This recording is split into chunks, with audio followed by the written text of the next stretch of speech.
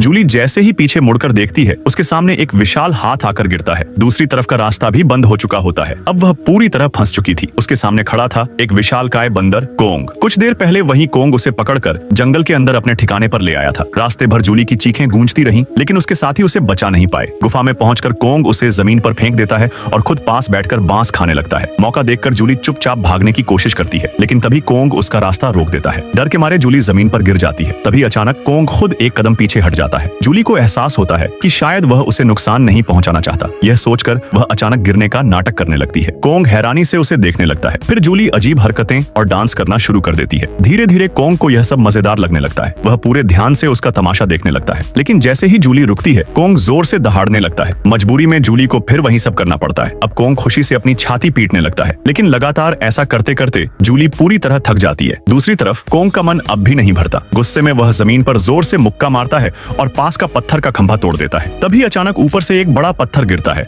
और सीधे उसके सिर पर लगता है। कोंग कुछ पल चुप खड़ा रहता है। फिर वह जूली की तरफ देखता है जैसे उसे अपनी हरकत पर शर्म आई हो। इसके बाद वह चुपचाप पीछे मुड़ जाता है और यही मौका देखकर जूली बिना पीछे देखे सीधे जंगल की तरफ भाग जाती है।